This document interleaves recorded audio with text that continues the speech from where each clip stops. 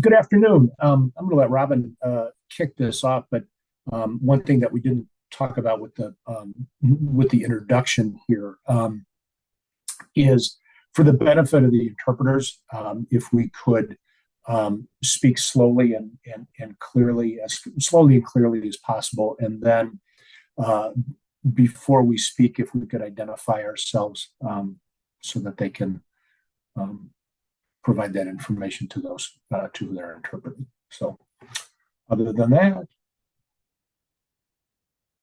Robin, right, got it. Thanks, you're Jim. on.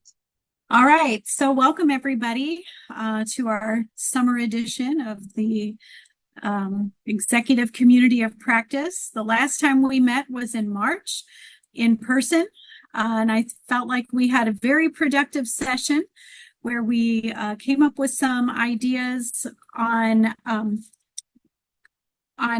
some suggestions we could provide to DRS and DDD. So I also think that a lot has changed in the landscape of disability services in the last, since March.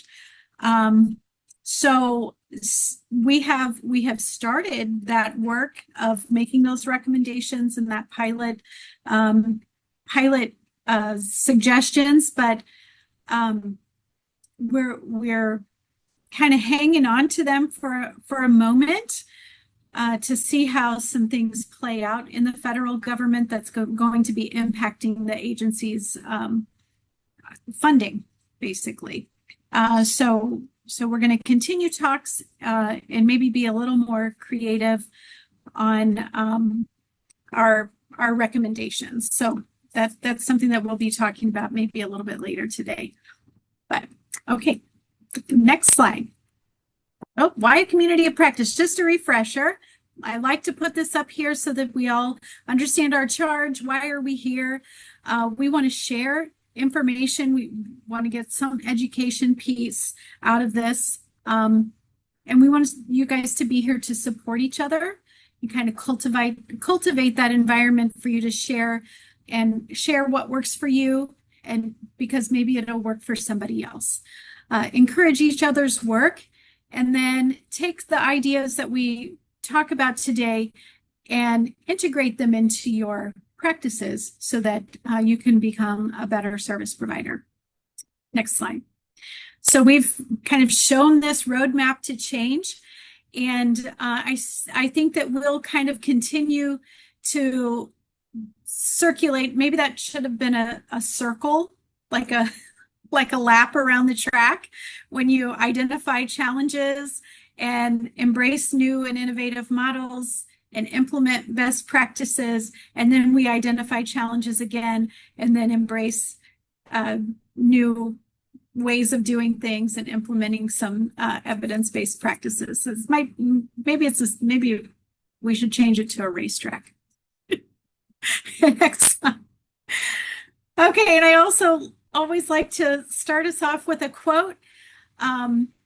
Progress is impossible without change. We've already talked about that theme previously. And those who cannot change their minds can't change anything. So I think we're at that juncture where we are making progress, but now we need to change the minds of lots of people. Maybe it's folks inside your organization that you need to get on board.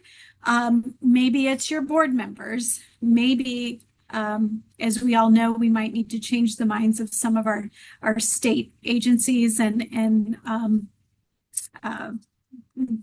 government folks so that we can keep things moving in the right direction. So today we're going to talk a little business. I'm going to talk to you about the end of year closeouts and your employment contracts. Jim is going to lead a discussion about your progress on your transformation plans. We're going to talk a bit about project projections, basically engaging folks and personnel. That might actually I think I changed my mind after and didn't adjust the agenda. But we're going to talk about it nonetheless, but probably underneath that topic of transformation plan progress. Then process improvement, and then how to leverage those evaluation results that are being disseminated by the SWTC evaluation team. Okay. All right. So fiscal year 25 closeout. It's about that time. You have a couple of weeks of billing remaining. We want to try to expend 100% of your grant dollars. I think everybody is getting pretty close. The folks who might have challenges are those who had carryover from the first year, where you had an amendment. Some of you had a rather large amendment, a rather large carryover from last year. And I know that those amendments took a while to get in place, so which results in less time to spend the money. Nonetheless, if you don't reach 100% of spending down your grant, then we can carry it over just as we did this year. You saw how difficult it was, kind of a long, painful process that started in about September and didn't necessarily get in place until probably April. So it's a big undertaking. So we just encourage you to spend all of your money. There are 2 documents that are going to be required along with your monthly grant invoice that you submit for June. You will need a final reconciliation form, which is one that you all have filled out before, and the grant closeout form. This is one that I didn't know that you should have filled out last year, but we didn't. So we're going to do it this year. Make sure that we have that. And this is for the final reconciliation is a DRS specific form, and the grant closeout form is a DHS, Department of Human Services form. So next slide. Give you a little glimpse. So that is what the grant closeout report looks like. Jenny Grissom is going to send you that information. So keep an eye out for an email from her. I did try to find a link to this form online. There is a link that shows a form already filled out, but I couldn't find the blank one. Like the blank one would not open for me. So maybe you'll have better luck if you want to do a search and get ahead of it, but otherwise Jenny will be sending it out to you shortly. Next slide. This is the one that you're probably more familiar with for the Division of Rehab. I believe that we also do these final reconciliations for your employment contracts. So you probably need to do them for Kristen Wagner as well. With your last billing for your employment contracts, and also for the grant contract, or the grant. The grant is not a contract, but anyway, semantics.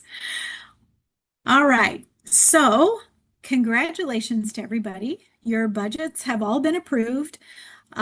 We are well ahead of the curve, so everyone should be receiving their notice of state awards. Make sure that you sign the documents that need to be signed and sent back to contract administration so that your contract can begin on July 1st, and so that we don't have any delays.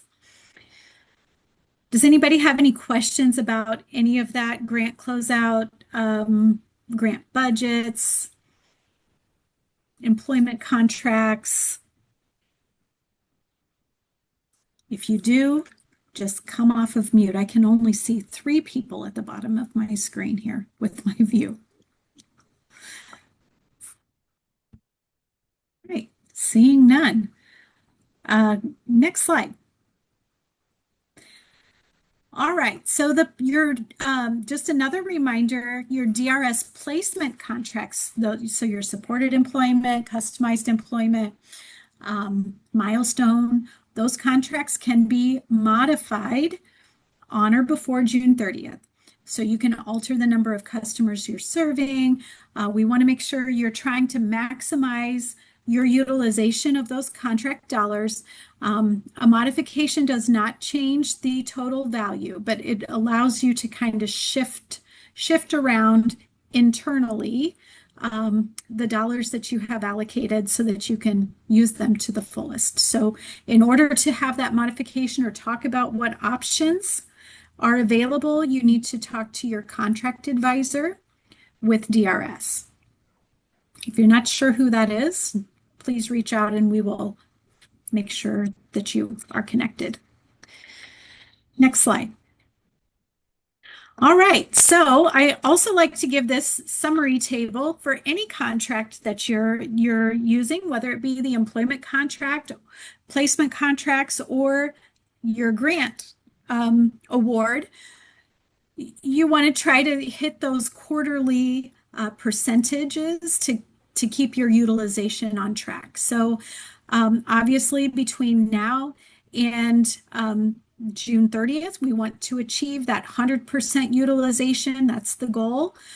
So we should be well over the 75% mark in order to be on track for that. So next slide, you can kind of see where we are so far. There are a few of our customized employment contracts that are not being utilized as much. Some explanation for that is because they didn't get started until later. But that being said, two are over that 75% mark. And then we have supported employment doing a skosh better. One, however, not going to be utilized to the fullest. And then the same with the milestone contract there at the bottom. So those that are in the 60%, I think we're really close. You may or may not be able to reach that 100% by the end of the fiscal year, but you're well on your way. And of course, you probably can identify yourselves in that table, but we didn't want to point out anybody in particular. So if you have questions though, or want some tips or need some assistance with utilizing those contracts to the fullest, remember that is what we're here for. We want to help you. I think it's also very important to recognize the fact that at the start of this project, out of the 6 agencies, only 2 had customized employment, and now everybody has a customized employment contract. So that is amazing. Same with supported employment. 5 out of 6 of you have a supported employment contract. These are coming up for fiscal year 26, and 5 out of 6 of you have milestone contracts. So that really is a 50% increase in capacity. So we've basically doubled our capacity in contracts, which is phenomenal. So we want to, now that we have contracts in place, we want to make sure that we're utilizing them to the fullest. So that is going to be a real focus in fiscal year 26. How can we spend all of those dollars? What kind of engagement do we need to see in order to do that? I think it's also important for us as a group to identify, like we have started doing, identify where there are some limitations within the contract in terms of what services are you providing that you're not able to bill under the contract. So then we can talk about how we can get some of those metrics included so that you are able to spend more of your allocation. I think this might be one of my final slides for now, but just a reminder that the customized employment contract is changing for fiscal year 26. There is going to be a training on June 17th that will review those changes. Mark Golden Associates is also going to be doing some targeted trainings. It's going to be in the form of a recorded webinar type training that will be available later this month or early July. We will stay on top of it so that we can make sure you have the information. We are also, as a team, going to take a look at that information and see how we can provide some support tools for you all to use to make sure that we're able to implement these changes in the most effective way. Also, there is a new provision to the milestone contract, which will pay for that. I hope I don't get it wrong. I should have put it in the slides, but I didn't. I will put it in the chat when Jim is talking, but they're adding $1,100, I believe, to the front end of milestone contracts to pay for that assessment piece, to pay for some assessment and planning, I believe. I'll get the exact details and put it in the chat for you. So that is a big deal. So hopefully that will help with some of those front-end costs that we had identified previously in our community of practice in March. Okay, next slide. All right, Jim. Well, before you start, are there any questions about my piece there or comments? You may have comments after I share the link with you on the updates. And I think some of this will with our discussion moving forward here in the rest of the of our meeting here may harken back to those numbers and those contract utilization piece. So we may be revisiting those slides, Andy. We may be calling on you to rewind a bit. So, any comments? Anything of those numbers coming as a surprise to anybody in the agency or any of the agencies?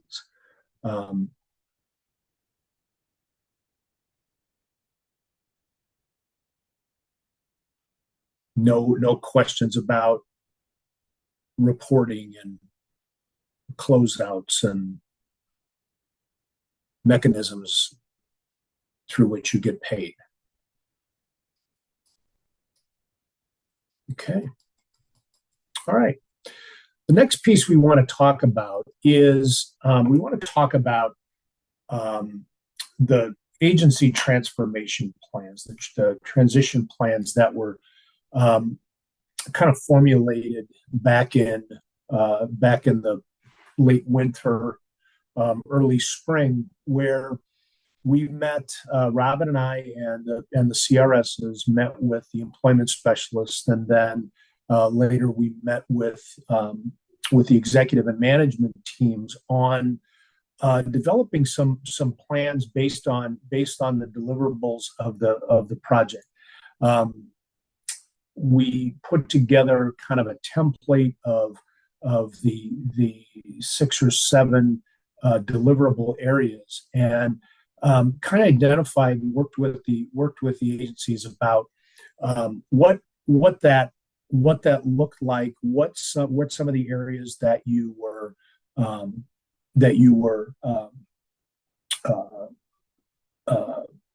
doing well, some areas that were doing just okay, and some areas that maybe we need some bolstering within the project. So we had kind of we wanted this to be kind of a working document where when the CRSs and the technical support team from Virginia met with you and came out to the agencies, and that those were the areas that we were really working on. We were working on how to bolster those pieces of the project where we might need some help, and continuing to support those areas that were doing well and moving those ahead. So we kind of wanted to have a discussion about those engagement, staffing, training, program requirements, and the data reporting and our outreach collaboration. Those were the 6 areas that we had targeted on. So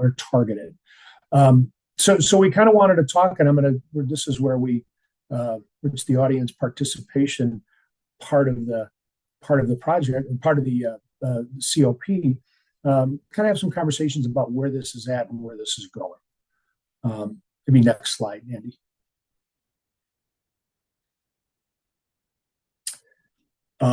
Anybody want to comment about where they feel they might be, and then we'll talk about these numbers, this bar graph here.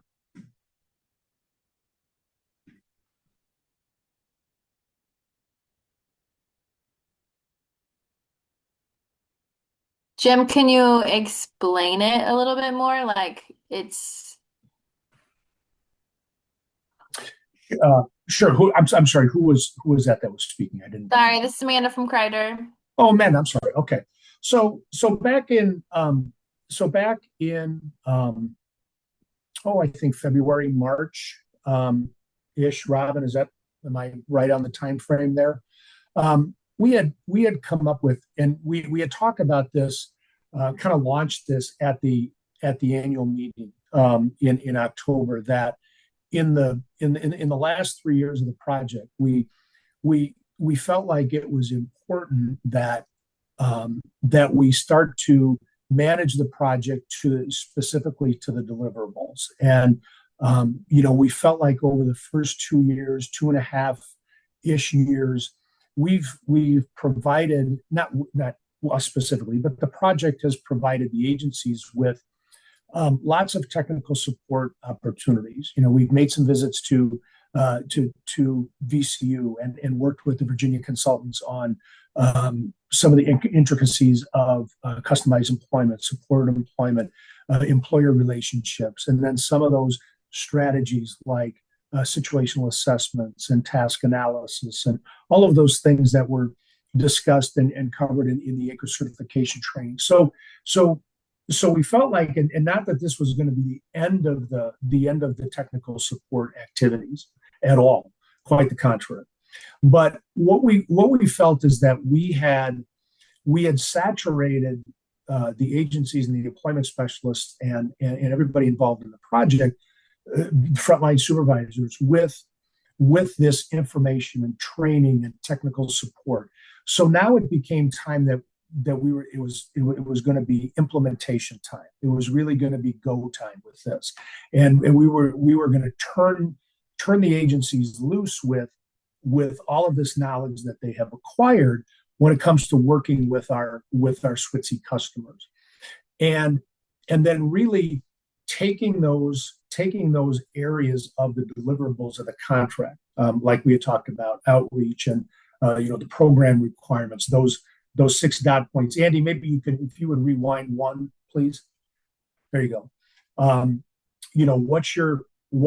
What the engagement looks like, what your staffing levels are, your internal ongoing training, how you're doing with your data reporting, the program requirements, how we're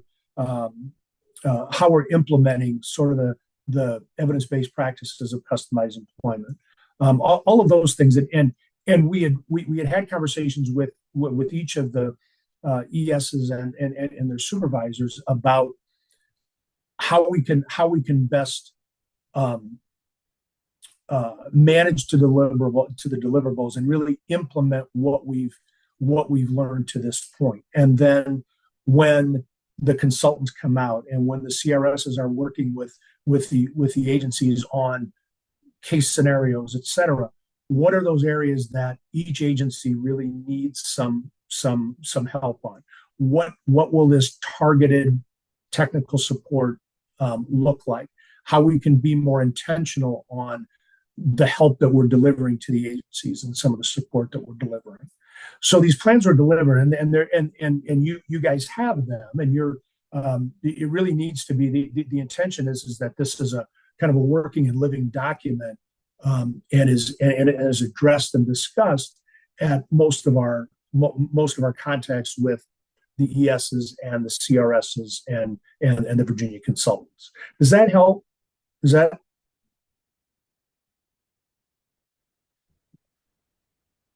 Yes. And if that's something that we haven't worked with you on well enough, we need to. That's an area that we need to to shore up. I understand the document, and the plan and all of that. I think I was confused by your graph, what you were referring to as like where you thought we were at. Mhm. I just didn't know So if you could explain these numbers a little bit more and what Sure, they significant, what they sure, mean. sure, absolutely. Go ahead, Robin. You were no, gonna. I was just going to say that this slide was a little out of order, so it should have been maybe a little bit earlier, but that's okay. It's okay. This is just showing kind of our customer engagement. The first bar is the number of clients we have engaged in the project. So you can see from October of 2024 all the way up to May, we are steadily rising. And in terms of engagement, we're about halfway through the project. That is about half of the folks that we intend to engage in this project. Our goal is 228, I believe, by the end of the project, customers engaged. So that's almost smack right in the middle.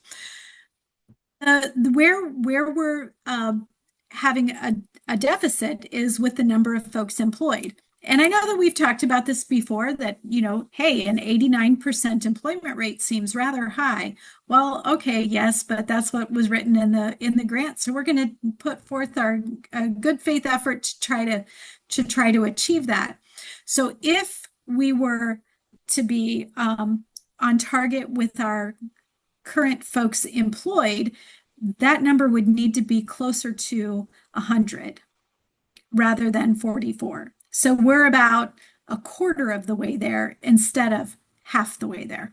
So to kind of circle this, make this full circle, people aren't getting employed. We need to understand why and revert that and kind of translate that back into the transformation plan, those bullet points we were just talking about, how we can adapt or modify or support your plan in a way to help you get more people employed in the community. So we're engaging folks. We're even increasing our referrals to DRS and our customer base in as DRS customers. We are doing a fine job with all of that.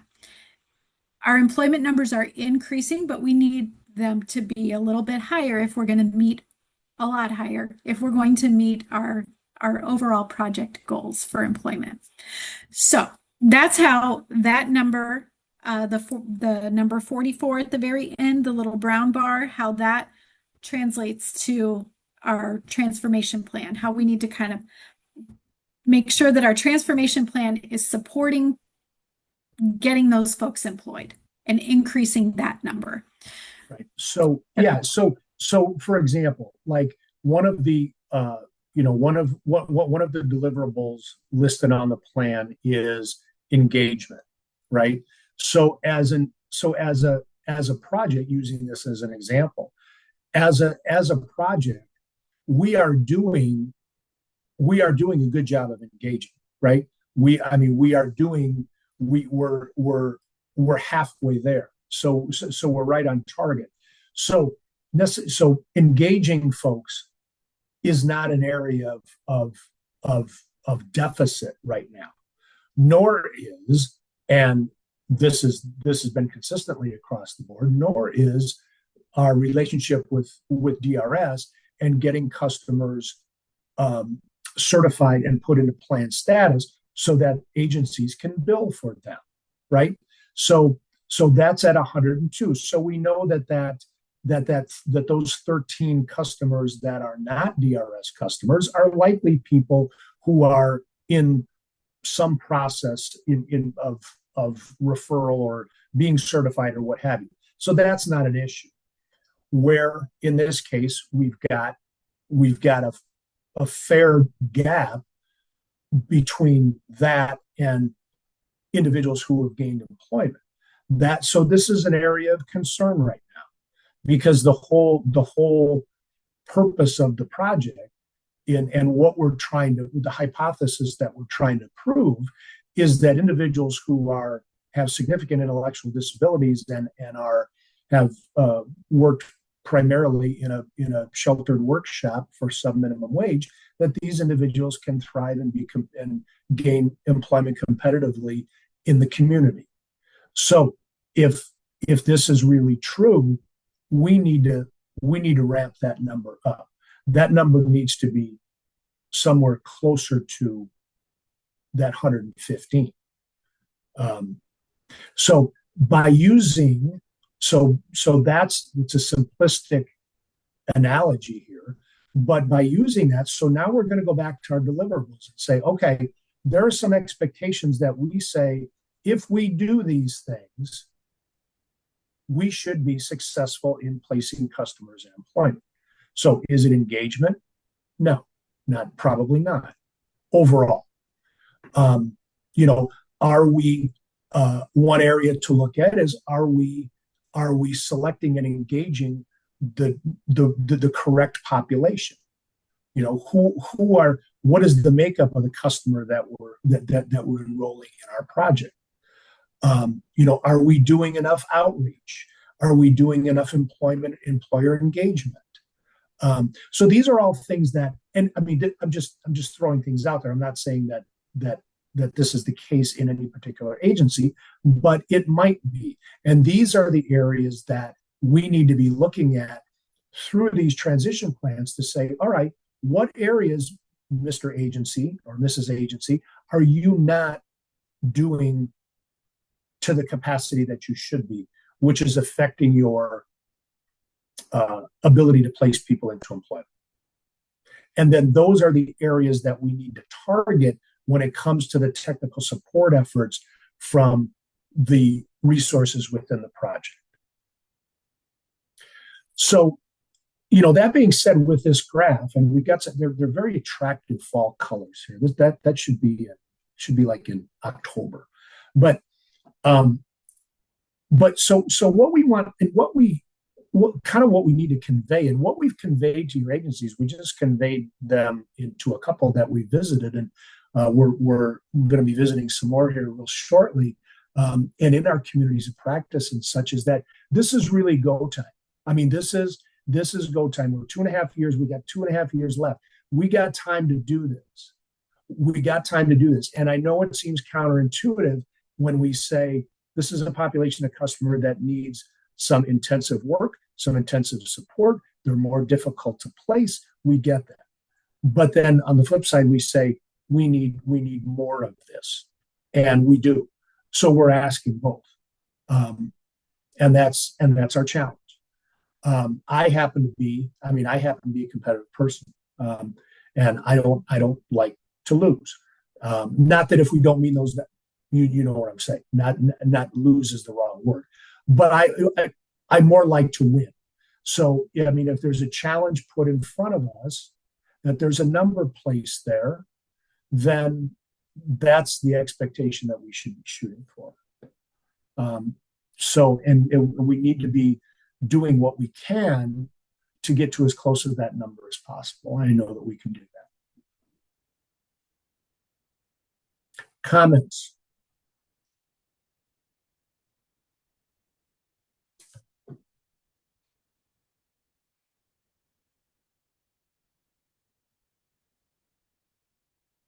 Maybe we could have each of you just say off the top of your head what you feel is your biggest barrier to getting folks employed at this juncture of the project. Robin, it's Amanda from Kreider. I can go first because I know we're preparing for a visit from VCU, and one of the things mentioned was that it seems like we do really well going into the businesses, and it seems like they really enjoy the concept of like customized employment, or that could help me fill some things so people could do different things, right? They really appreciate that aspect, and then it's like they don't get hired right away. I don't know what happens, but that's something that we're going to dive into when our consultants come to, like, where does it go from people being on board to then somehow it just drops off? So we need to figure out that trend here so we can kind of nip that and get people back on track of, you know. So Amanda, what you're identifying there, and I read Brandy's email about that, about the visit next week. So these are what you've done there, and I wasn't gonna call you out in front of the group here, but you brought it up. But what you've done there, and what you've identified, this is exactly what we're talking about today. Nothing more, nothing less. This is exactly it. Where are we? What piece of this do we need to do better? So we engage employers, but employers ain't hiring our customers, or we're not. So do we need to change our approach? Do we need to look at different businesses? What is it that we need to do differently? Not better, differently. And that you got it. You have got it. I feel like it's fishing. Like you caught the fish on the hook and you think you're good, but oh nope, he slipped away. Right. Didn't quite reel it in. So that's what I feel like it is, and we need to figure out a different tactic to kind of just really hook it and get it reeled in. Yep. So are you using the wrong bait? Are you using the wrong test line? Are you using the right weight of hook? And this is coming from a guy who knows absolutely nothing about fishing, so I'm pulling this right out of my ear. I'm pulling right out of my ear. So that's. This is Alyssa from the workshop. I'll go next. Our biggest barrier would probably still be transportation. If we get somebody hired at a job, the hours that they have, they're willing to hire our individuals, but then the hours that they have available are hours where transportation is not feasible for such like nights or weekends. So that's probably what we're currently facing. We really don't have any other issues with any of the other engagement or staffing or training or. And I think, Alyssa, you know this because I think you're involved, or you have folks involved, that we've got a work group established that is looking at this, and also EEOPD this is a big piece of their proposal to the governor's office, is to be looking at transportation. I think one of the things I remember in that last work group, that I think Jeff Stouter said that if we could solve the transportation problem, then all of this other stuff would fall into place. The rest of this would be easy. And I think it's a simplistic way of looking at it, but I think it's probably very accurate. So yeah, thanks for that. Mm-hmm.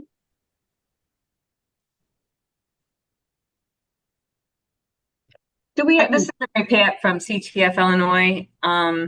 Do we ever, or is there any protocol to actually survey the employer when somebody's there, they interview and they do get rejected from being hired? Do we ever survey the employer and ask them why? I mean, I think to know their perspective might help us out too. I think that's a great idea. And something that we could do without necessary, and maybe I don't want to speak for our evaluation team, but something that we could do more of a casual. It wouldn't have to be I'm searching for words here. It wouldn't have to be a very complicated, systematic sort of thing. It could be more of a conversation to say, okay, look, no hard feelings here. No, what did we do wrong, or tell us. Yeah, or what made you say no? Is it corporate, or is it an insurance issue, or is it like they could maybe have all different, but it's just nice to know why that was the final answer. Yeah. Christina just put in the chat that it could be a quick Google form that we don't have to. Yeah, people don't have to ID themselves. I like it. Robin, did you write that? Did you write that down? I mean, not that you're my secretary, but did you? I am, and I did. Okay. I did. I wrote it down. I even Yeah. wrote down that Mary Pat said it. So Okay. now like I agree. I think part of the closing the deal, it all is reliant on employers. And as a project, I know that we haven't spent a lot of time um, educating employers, getting them to understand. Like the employment specialists are doing it, but that's at a different level than maybe. I mean, it's an important level, and we need to get the employment specialists in there. But how can we educate more broadly in our communities, and how can we use our executive leaders to connect with other executive leaders to talk about the importance? Because I mean, frankly, the employment specialists are not at the same level as the managers of businesses. And so perhaps if we figure out some sort of an approach that we can all take in our communities to get information from employers so we know how to better support them or better understand their reasons for not hiring people or their fears. I think a lot of it is fears. That's where all the research lies, is that, you know, they're just really afraid of something bad happening, or liability is always a problem. And so how can we help dispel some of those fears of employers in our local community? Robin, hey, this is Sharon, and this is something that I dealt with when I was teaching and a voc coordinator. I often met with an employer after an interview that a student took or did to find out where were the issues. I did it in person because that one-to-one in person is so important to make those connections with that employer. But oftentimes it was, it was very helpful to find out where did the individual kind of get off track, or maybe, whatever.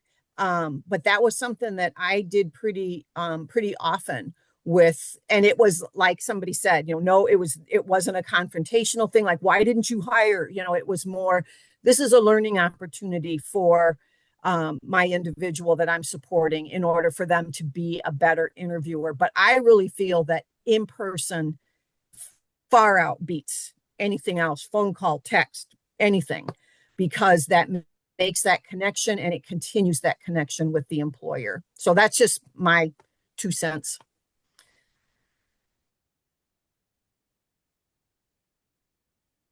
Thank you, Sharon. and I'm not going to beat on this piece because this is something that we talk about all the time. But I think I think a key is we had one just the other day as an example. This is, and it's not revolutionary. That's not anything really hard. But we had a really good conversation with an employer, with a staffing agency the other day at CTF that Teresa and the gals up there had put together, and just talking about our services, talking about what the needs of the employers are, and I mean, it was about a 45-minute conversation that really educated this person on what it is that we're doing. And they left, and it wasn't smoke blowing. I'm convinced of that it was it was a real interest in being a partner. And I know that they're going to continue that. And that's what I think goes a long way, that we're, if an employer doesn't feel like we're trying to sell them a used car, if we're really interested in finding out what their needs are and how we can fill their needs, and not necessarily do the plug and play thing, I think that leads a long way. It goes a long way. I mean, it takes some time, but it doesn't take that much time. And I think that we saw that in person there the other day. So I think it's important for us to note too that, as a project, we are focusing in on those employers in this upcoming next phase of the project. We are in the fall going to host or participate in, and we'll invite all of you to have a designee from your organization to participate in windmills training. The windmills training is exactly this, educating how we go out and educate employers on the benefits of this utilizing people with disabilities to fill workforce needs. So I think that the training is going to really help bolster our project activities. So we'll be talking to you more about that in the coming weeks. Anybody else got thoughts? Yeah, this is Mark from CTF Illinois. So I do have a thought, and I feel like being an employment specialist is multifaceted. So you have to be able to work with people with disabilities, and you have to be able to create plans, and you have to be able to, look at people's abilities instead of look at their disabilities. And that's one piece of it. And the second piece of it is you essentially have to be like a salesman. You have to be able to go into a business. You have to be able to tell them what you do, and you have to be able to sell them on what your beliefs are and what you're trying to do, right? And a lot of times you get one or the other. You get somebody that can do one, and then they have a hard time adjusting to the other, or they can do one, and then they can't do the other. So I feel like the dreaded thing to do when you're an employment specialist is to go into businesses and get rejected, and then go into businesses again and then get rejected again, and finding ways to overcome some people's objections. Okay. And those things can be trained, but there has to be some sort of training involved in it. So it can't be like, okay, well, you got to go into a business 5 times and then that's that. It's how do I verbalize what I need to say in the first few sentences so people pay attention to what I'm saying, and I'm confident in what I'm doing, because if I'm confident, then I project my confidence onto somebody else and they see that you're confident. So, I mean, relationships are built on people's likability, right? If I go in somewhere and I'm trying to sell a product and somebody believes in me and they trust in me, then we've created a relationship and they're going to buy from me, right? And a lot of times if somebody else is cheaper, they're still going to buy from me because they trust me. So those things can be trained, because in other aspects of for-profit business, there's training in relation to that. So I feel like if we're going out and we're saying, go out and go into these businesses, and basically we're doing business development. We're trying to create relationships in order to get people placed in the community. And then those employers or those managers or whoever we're talking to, they have to be confident in the person that's going in there. So the employment specialist, that they know what they're talking about and they're confident in what they're doing and they can put their best foot forward. So I feel like there should be constant training in relation to that. Because I think that's an important piece of what we do. And I think it's the piece that's the least focused on, I guess. We always say, go out into a business and, try to get a job, but it's how do we help people learn how to foster relationships, right? How do we help people learn how to go in and get information, and then how do we help them learn how to follow up with that information? What are the guidelines to that? Something that I can follow, that I can do, that I feel confident in going in and doing it. And whether it's at CTF or whether it's at any other agency, the approach is going to be the same, because in all reality, we're doing the same thing. We're trying to go in there, we're trying to create a relationship and get people placed, right? So I feel like there should be, if that's where we're going in the project now, I feel like there should be a big focus on training into that business development piece, and going into businesses, how to approach them, how to, things to look at, putting our best foot forward, creating your short elevator speeches, making sure you have your information, lined up to go in somewhere and feel comfortable. Yeah, you're right. And absolutely. And that is something that we can certainly I know that we've talked about each individual agency with their transformation plans, to kind of be focusing in on and being intentional about about the support in what areas. But I think you're right that this is an area that across the project could be better everywhere, and that's not a criticism; it's just how it is.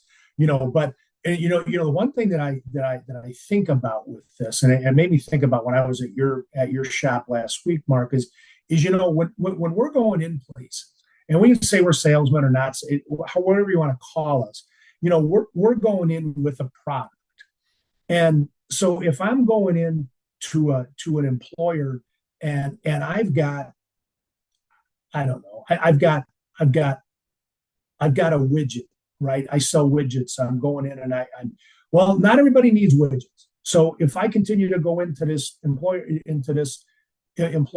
and I'm trying to sell him widgets and he doesn't need widgets, I don't use widgets, I don't need, but what we're selling or what we have to offer, our product, everybody needs, right? Every employer needs human capital. They need people to work. Maybe not today, but they're going to need employers. So, I think that may be one approach that may make things a little bit easier for our employment specialists if we think about it that way, that, we're not selling something, but what we've got is something that everybody needs or will need soon.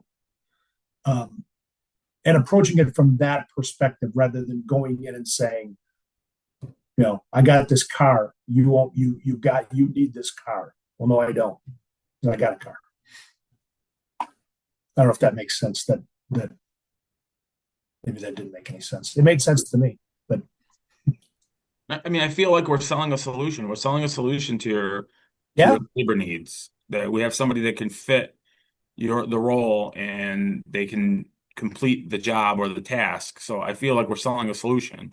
So it's just how do we help employment specialists be confident in that solution and what we're kind of selling, and talking to the right people and following up and what are the guidelines on doing that, So that's kind of where I'll add on to that. This is Ann from Human Support Services. Hi, Ann. Hey, before Robin started down the path of talking about outreach and education for employers, that was a thing on my list that I would say here of all 6 things that we can always do more of and better at. And so I agree with everything that everyone's saying, and kind of to piggyback on what Mark said, it's like each community is different, right? And individualized approaches are important, but to have something that would be a consistent messaging that we want to put out to employers would be good. We have those employers here that are going to work with us and going to place, the folks that we bring to them because it's us, period, with very little explanation or selling needed of anything. But then I feel like I'm still amazed at the number of businesses that, will stumble upon that don't really know what we're doing or haven't participated with us before, but they're a harder sell. And we really need something other than it's just us. We've been here forever. So we need something like that, I think, that would empower them. And again, we know that it's the employment specialist job, but it's all of our jobs in the organization to, when you're out doing other meetings or, it depends on what the meeting is, but we do those things at the group level, like with the chambers and stuff. But I think that not everybody goes to that. And so the individualized approach is better. My last comment is transportation. Yes. And you said something about, if that just would fall into place, everything would be easy. Well, I'll say easier, because this is labor intensive, complicated work that if only we could have some solutions and some, different options for transportation, that sure would be helpful.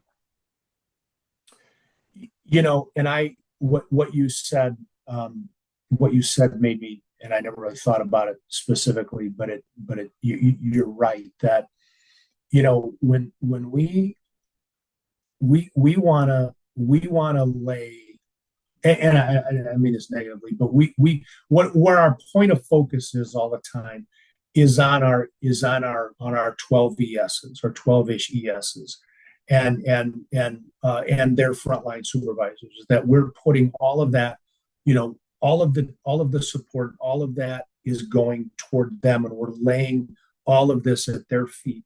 When I think what you just said it made a whole lot of sense, that and we should, which is kind of what we've tried to do, but not well enough and not often enough, is to get this kind of to permeate throughout the agencies, to where everybody is on board with what we're doing, and what the mission is.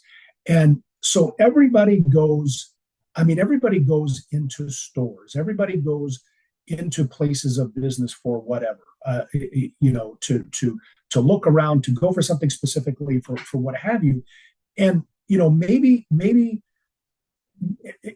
working with the entire agencies about just being cognizant about looking at your surroundings when you're going into a place, and taking 5 minutes to talk to someone who appears to be someone in authority.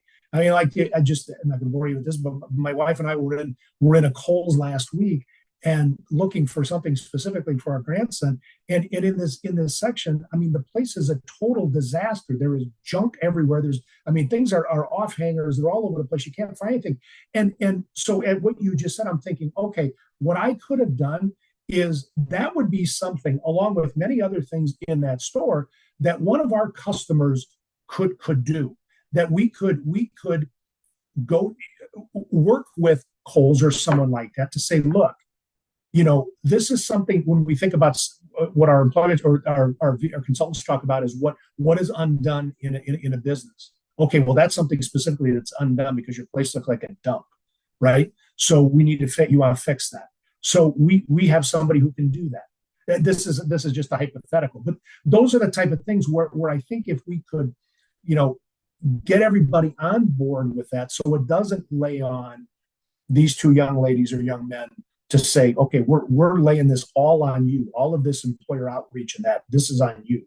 We could all be a part of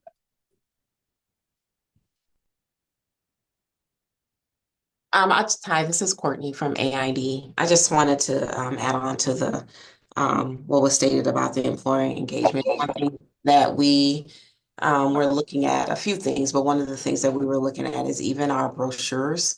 One thing to everyone's point is that we also want to speak the same language as businesses, right? So it's one thing to have our brochure that has AID and SWITSI and all of our language, but that doesn't really mean, right, a lot to all of employers, especially if it's a brand new employer. So one thing that we're going to be looking at is, how do we even just change our, our brochure that we're going to be giving out to the employers so that it speaks their language.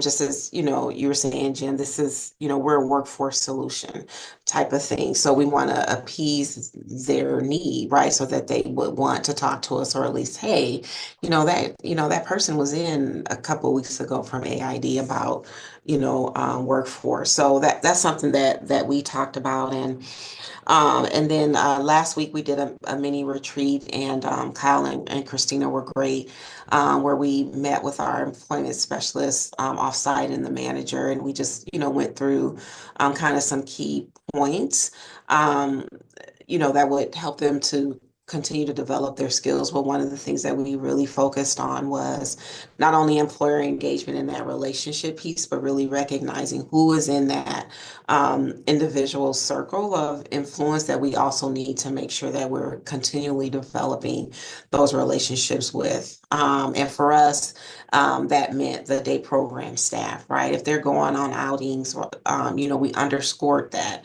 If they're going on an outing such as a volunteer opportunity, go with them, right? Because that's the way where you can observe the person that you're working with, to try to identify and put words to those hard skills that they have, that maybe they don't have language to say that, right? Like if you see someone who is patient, or they're really good with maybe fine motor things, and I'm just throwing things out. For example, one of the things we talked about is that we have to help the folks that we're working with, help them to identify their skill set, right? And so when we observe things, we want to put language to it.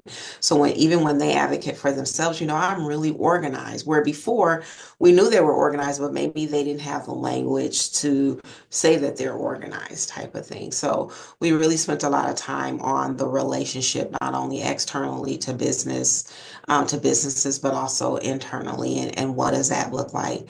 And then the last thing, and I'll stop talking, but the last thing is just kind of that continual awareness and education, again, not only of the employers, but for us, a lot of it is internal and external, but internally as well. What is employment and what does it mean and what does it look like? Like we have to kind of come at it at different angles, and continue just to talk about that. So I just wanted to add that piece. That's good, Courtney. And I know I had heard tell I wasn't present for it, but that that effort with Christina and Kyle was quite effective and it was great conversation. So good stuff. Good stuff. I don't think we've heard from our folks in the Deep South, have we? Who we got on from Centerstone? Is Helen on? I think that's the problem. I don't think anybody's here from Kreider. Oh. Or not Kreider. Jeff is here from Kreider. I just saw your Yeah. face, Jeff. I'm sorry. You and Amanda are here. I meant Centerstone. Okay.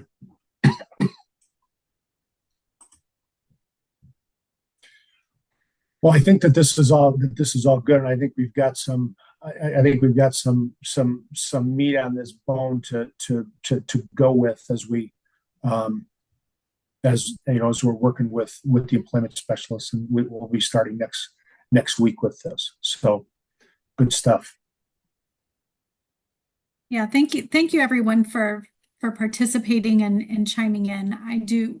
I mean, this community of practices are only as useful as the participation we have from you all. So after you had to pull our teeth, right?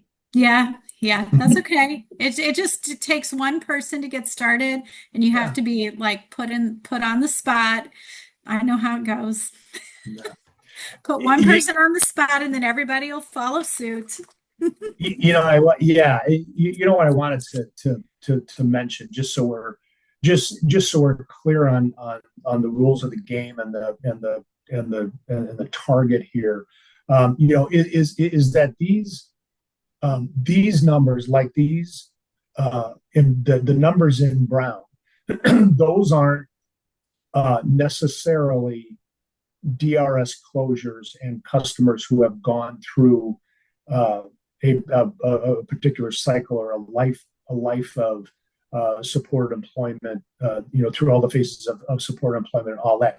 These are individuals, and what counts for this is any placement into competitive employment. So whether that, regardless of how long that goes, that's going to be counted on the left side of the ledger, because we know that there's a tremendous amount of work that goes into that. And even if the customer works for a few weeks and it doesn't work out, we know that that's something that we need to count that as a win, because there's been a lot behind the scenes that go into that. And just because that didn't, and we aren't naive enough as a project to think that that this is that every success is a straight line. I mean, this is going to take some time, because these are guys and gals that have not worked before. So for us to be able to say we're going to place them and they're going to be at this job forever is naive. I mean, it's dumb. It isn't going to happen, right? So that's why those are each counted as a win toward the 208. Can I just say something to that then, Jim? Please. Like the 44, and we don't know if it's a 1 day of 15, any type of milestones are hit, but I think we really should take a look at that number to see what an actual doors payment would have been in total with those 44 and see the work that all these, agencies, these 6 agencies have done to even get to that point. And, is it at the end of the day, is it really sustainable for the payment that came in for those 44 people to 6 agencies actually to exist and have community employment, supportive employment employees? I don't think that number would equal sustainability. So I would just hope moving forward, this grant really takes a look at the model and, because at the end of the day, you want to be successful but you also want to be sustainable. And I just fear that, if we don't find that formula, and what's coming ahead in regards to revenue for IDD as a whole, agencies might not be able to rob from Peter and give to Paul for different departments, even though this is the good stuff to do. We still have to, I think, take a good dive into how is this going to be sustainable moving forward. That's a really important question, and maybe in your next 2 years. But I'm retiring, but I just wanted to say that on my way out. Well, we're going to get to that. I'm glad you brought it up because I wasn't going to. I was thinking about it. I was thinking, Okay. But yeah. Since you said it, what I will say to that is to your point. I was just in a meeting, and this is a drum that I continue to pound with. I mean, I pounded it before I was involved in this project, but and I was in a meeting with the Kristen Wagner, the contract person, just on Tuesday, and said this again. And it's not that she's not in agreement, but the payment structure of supported employment does not fit this project and does not fit this population of people. It sucks. Because we can't expect an agency to go through the discovery process and all of that upfront work that they get paid some for, but not nearly enough, and then find employment for a customer that lasts until phase 4 or 5, and they lose the job.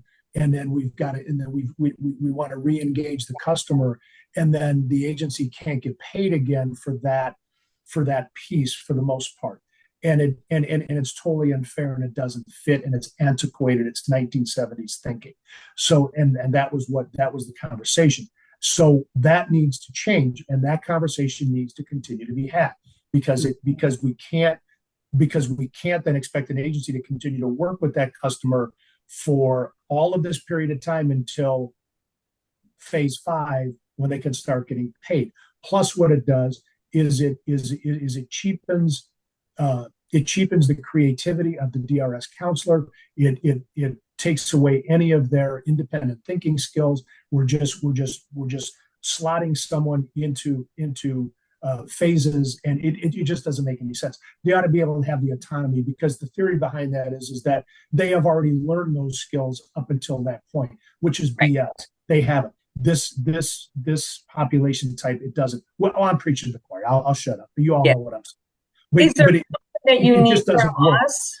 Yeah, is there something you need from us that gives the data that will, like, when you come in and say that they're going to, and you say, look at this. This is they're in the negative 400,000. I'll just say a number, right. And it's not sustained. Like, so what would you need from us to really prove that point that it's not sustainable?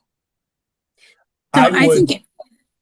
Go ahead. Ryan. No, I'll just chime in real quick. I think that any data that you can provide us that shows where you're seeing a deficit, any kind of hard evidence that you can say, hey, this isn't working for us for these reasons because of the XYZ specific expenses, or these in the contract, these limitations. So re-engaging customers after they lose a job.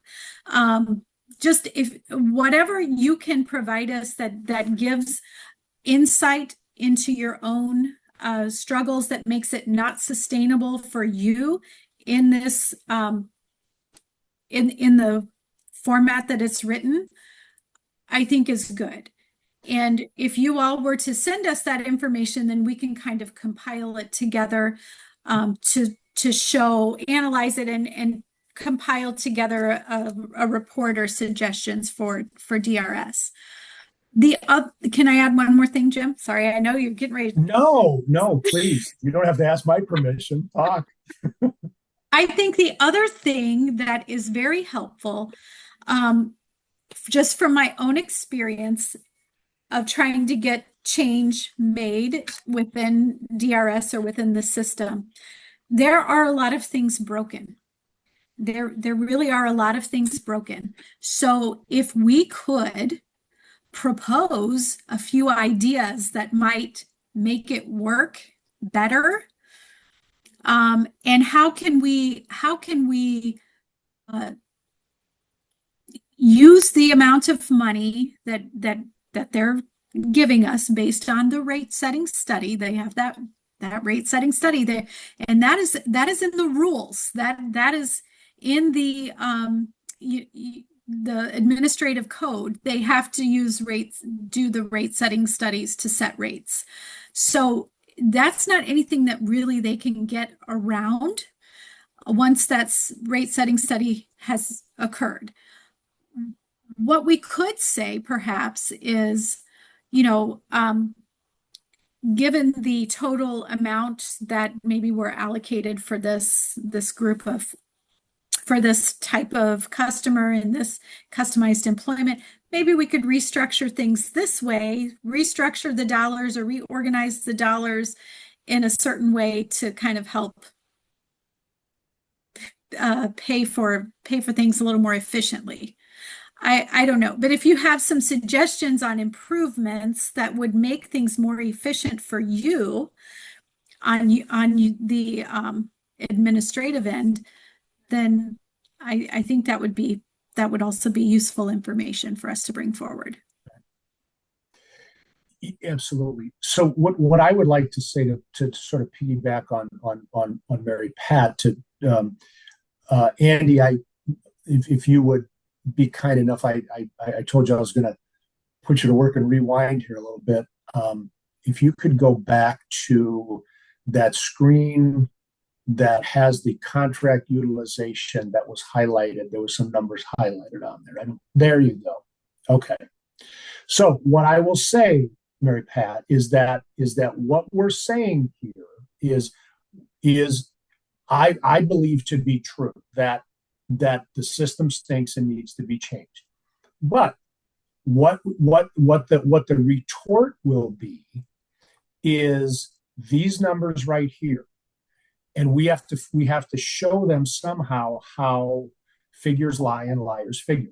That we've got a customized employment contract where, and I'm not picking on me, I'm just doing a highlight thing here. Okay, I'm just doing whatever's highlighted, right? So so 3/4 of the way through the fiscal year, there's an agency that's only used 27% of their dollars that were allocated to them. There's another one that hasn't used any. There's another one that's only used 17% of their support and employment contract. So why is that? So is this? Of course it's true, but what are the reasons behind those numbers? Why are you not spending that? Why are you not spending the money? Is it? I don't know. But there has to be a reason, because we have customers. So going back to, and you don't have to go back right now, Andy, but thinking about that, the engagement numbers are good. So we've got people in, but we're not getting placed. So we can't spend any money if we don't get anybody placed in employment, except for the discovery piece in customized employment and phase 1 and 2 in supported employment, right? Am I right about those numbers, Robin?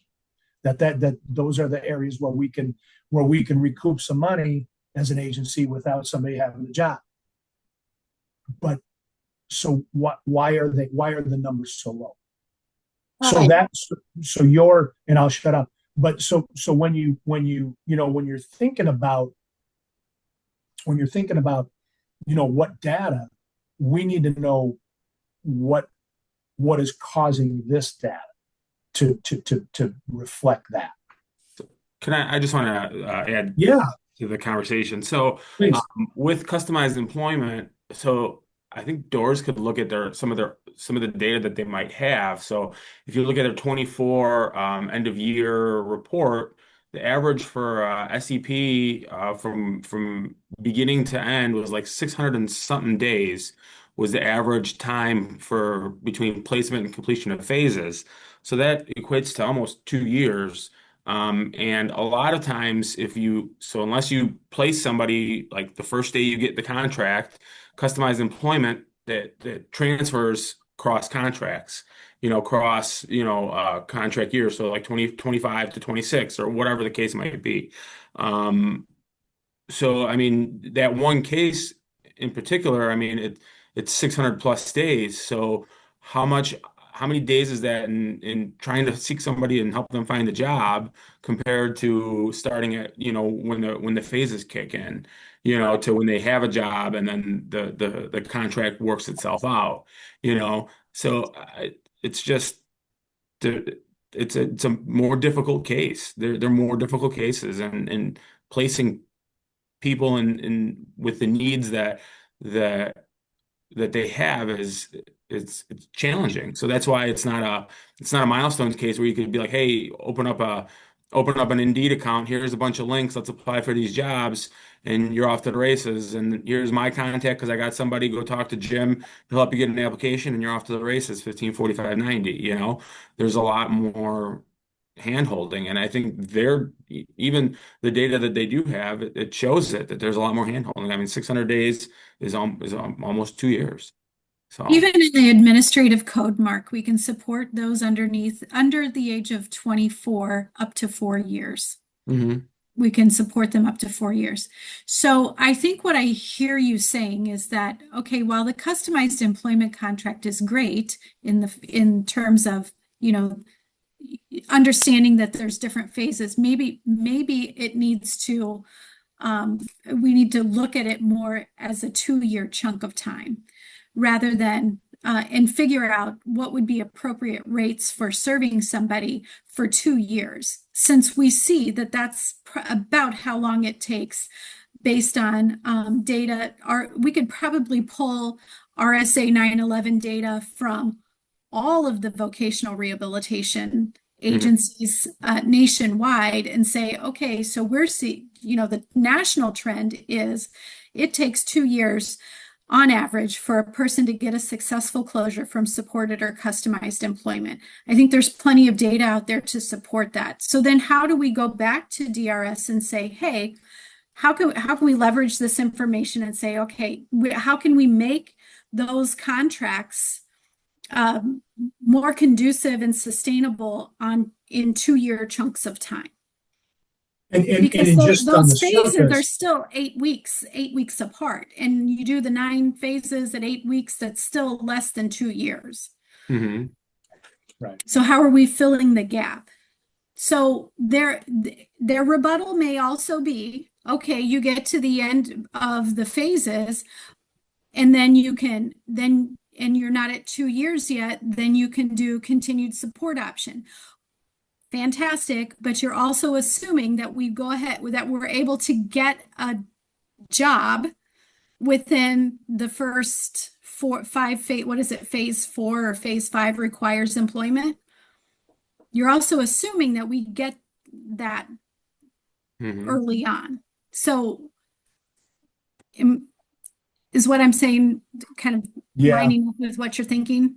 Oh, you're not asking me. Oh, but Yeah, and I mean, if we look at the phases, it's technically shorter than that because I mean phases 1, 2, and 3 are billable. I mean 1 and 2 are billable prior. I think if I'm not mistaken, just off the top of my head, 3 is billable upon employment, and then isn't 4 like 5 days after employment? And then after 5, it goes 8 weeks at a time. You know what I mean? So that timeline is even smaller. So it's not all phases are 8 weeks apart, So, the timeline is even more condensed. So again, when you look at that compared to just average that was put out there. And I mean, those are, I guess, going through the whole process, but how many are there that haven't gone through the whole process? And how long have they been, employment departments have been working with them in order to help them find employment, you know?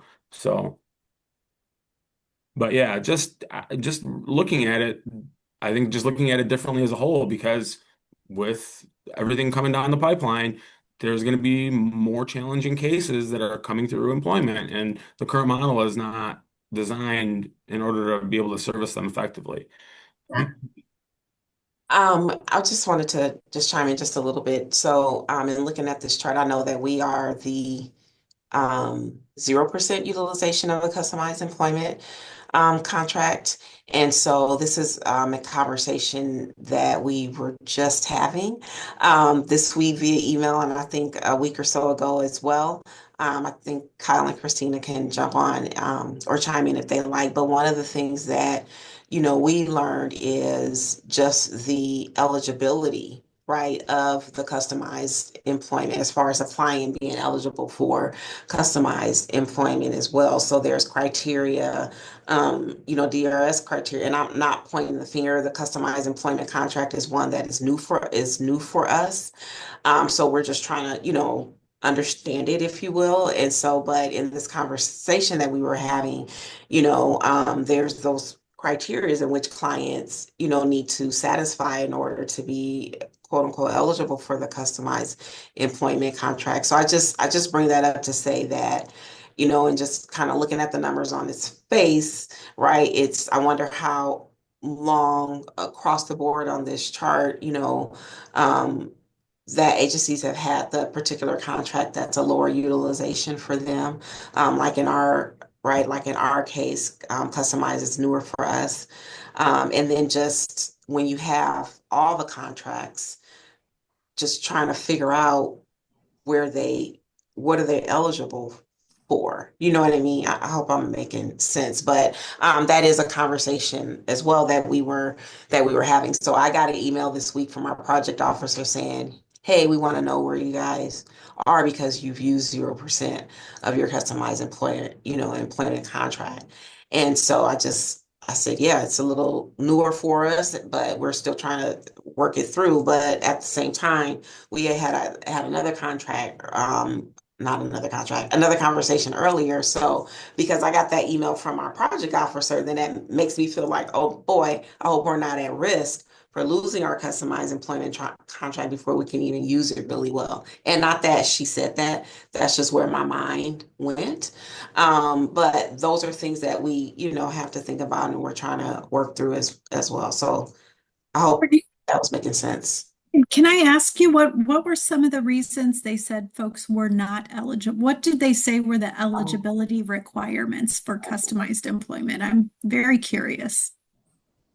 Oh boy. Of course. You don't have to tell if you can't find it right away, that's fine. I can't. It's in my other notes. If you could share it with me, I would really appreciate it, because here really is the deal. Customized employment and supported employment in administrative code is the same.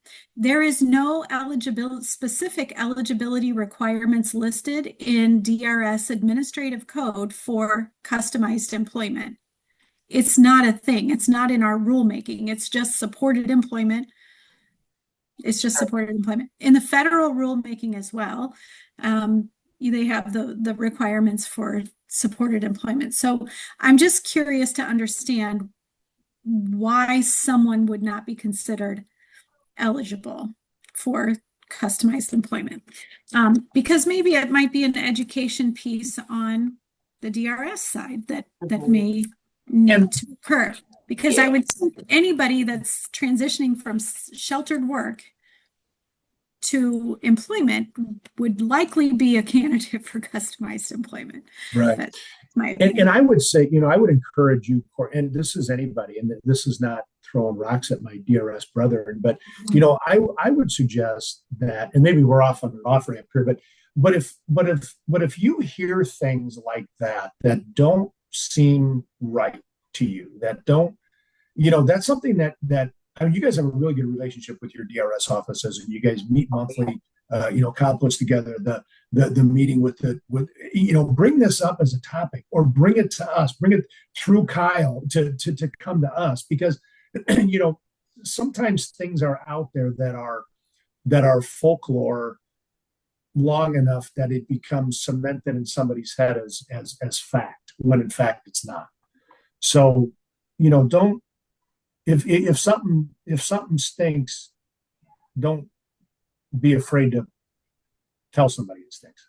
Yeah, no, we're having good conversation. Like I said, I think it was just my days are running in, so I apologize. But I think it was just last week at our on our call, or the week before, where we had this conversation. And like I said, it just prompted me again when I got the email this week from my project officer. So it's not that it's been contentious or anything. We're all just trying to understand. And Lori Kittner was part of that discussion as well. But I don't have my notes in front of me. I don't know if Kyle or Christina want to chime in if I misstated something, but I know it was a hot topic for us of late. Yeah, I think more than anything, it's kind of stemming from the youth.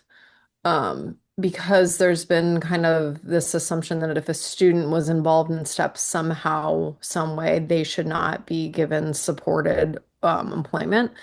But for a lot of the youth, Robin, because you were a teacher as well, schools give a ton of support. And once that student accepts that diploma, that level of support is not offered anymore. And so some of the teachers from one particular program, it's a great program, an amazing transition program. They've got a STEP contract. They work really hard to make these community connections, but they've identified a few of their students that are probably not going to be successful unless they're given more support. But we're on the flip side having DRS saying, well, no, they should not be offered supported employment because they have been working 4 hours per week, once a week. But our fear is that once that schooling is gone, which it's gone now, I mean, they've all graduated, they're not going to follow through and make sure that they go to that job, and they're not going to add on hours and whatnot. So our fear is that those students are going to kind of slip through the cracks. And I know Lori was kind of saying, oh, they should be more milestone, they can still get supported employment. But for these particular students, I think the teachers have identified that they're going to need a little bit more comprehensive supports than what Milestone can offer, if that makes sense. So that's where we were kind of getting some issues, because they were like, no, they should not be offered it because they've gone through STEP. But, we've messaged that, if someone's in STEP and like they are going to need some support beyond what Milestone can offer, they could still be eligible for SWITC. Because unfortunately, they might just end up on the couch or in the basement if they're not given some additional support. No, I think we really have to tie them to going back to the eligibility requirements of a customer with the most significant disability and supported employment. So if the customer, whether they're coming out of high school or from an adult or whatever, who cares what they have been employed at, because you're right, Christina, most schools provide a whole ton of support. If they are a most significant customer and meet those supported employment criteria, then they should be eligible to participate in supported employment, regardless of their previous work history. That is one thing that we have to really work with them on. It's not in the administrative code, but it is in the CRP manual that if they demonstrate a significant work history, what is that? There is a varying degree of definitions statewide on what significant work history means. And so that probably, if that customer was getting paid, then that probably is being deemed as a significant employment. And I think, Anne, you might have had that problem with DRS previously, with the significant work history that causes problems with getting someone on supported employment. Yeah, and I think the other thing to remember is as long as you get all the way up to you can put somebody, okay, fine. Do you say milestone? Great. Let's start them out in milestone. As long as you determine a need, a more significant need, then what is it, Jim, like before the 45-day payment, you can transition them to supported employment. So being able to like play their game a little bit, like, okay, fine, we'll start them off in milestone and then prove that it's not working. So then you can shift them back to supported or customized employment. But there again, there is a lot of work leading up to that point that you're not getting paid for. So it's that there needs to be a better way to kind of fix that little issue. We have gone over time and did not go through all of our slides, which I'm totally fine forfeiting. All the rest of the presentation, you all can look at them. The point of the remaining presentation that we had was to direct you to our evaluation. 9th Street. Sorry. Direct you to our evaluation page that shows some of our findings, and taking a look at, you know, what are the employment specialists saying, and how can you use those results to better support your employment specialists. So take a look at them. If you have questions or want us to review these at a future meeting, we certainly can. But I think it's pretty self-explanatory. Mostly what it's saying is the employment specialists are finding all of our trainings very valuable and useful. So please keep sending them to, especially the in-person trainings. I think that they're finding a lot of value in the in-person trainings. Exactly. All right. I think this was a spirited discussion. I think it was it was fruitful. I think we've left with some more work to do. So, Robin, I'll let you. This is your baby. Job security. So we're good. Just going to leave it at that. And you all have a great day. As always, please reach out to us if you need something specific or want to share a specific idea.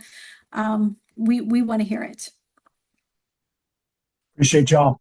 All right. Thanks, guys. Take care. Bye-bye.